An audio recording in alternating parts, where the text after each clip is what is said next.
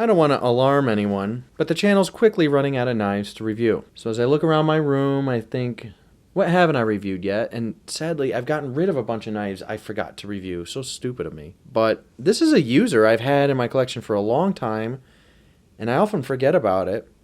This is the Kershaw Link, spring assisted. Let's see, it's got a black wash finish. I think it's like a 420 steel. Correct me if I'm wrong, but this thing was like less than 50 bucks when I bought it. I got a little lanyard on it here. You see some clip wear. I've had this knife for, I'd say a couple years now. And I got this as a piece for work to open boxes with. I was getting a ton of cardboard boxes. And I thought with this kind of sheep's foot, Warncliffe sort of blade shape, it'd be great for opening boxes. And I was right, it is. This black wash finish has actually held up really well. This blue anodized aluminum's held up really well. Nice color. Always like that backspacer. One of the reasons I haven't upgraded to the M390 steel was they use like a red backspacer here or something. It's just an odd color scheme. It kind of turned me off. But as far as the blade itself, when I have it closed, this is extremely comfortable. If you needed some sort of like less than lethal option, this would be great. My finger kind of fits really nice in that clip there. My thumb fits really nice there. It's actually really nice for that. The spring assist does help. I mean, one-handed, you got to open a box. It is nice, but to close it, here's the pain. You just got to kind of grab it like that.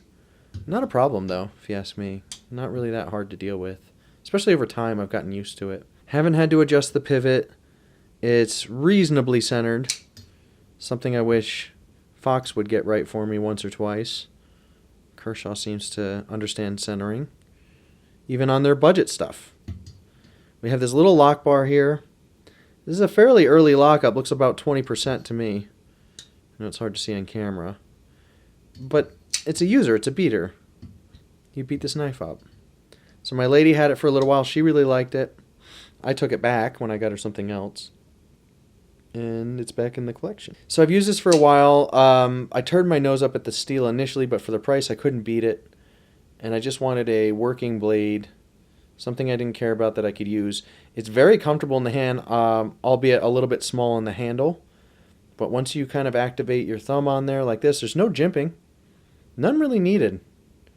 Kind of interesting there. I wouldn't have minded possibly a little bit of proud jimping on the scales here, but it's not really needed. Here we get our American flag, made in America. There we go. Very patriotic model. I don't know. 3-inch blade, 3 and change inch blade. The clip hasn't moved around on me any in 2 years. This is one of those knives that gets dull as soon as you look at it. You cut up a few boxes and you're back to square one. But the geometry is really nice and you have decent belly here. So actually, it's lasted through any projects I've needed it to. I just often needed to sharpen it when I got home. So you don't have to sharpen it every day, but after every hard use, you're going to have to sharpen it for sure. So if you have a quick system, that's nice.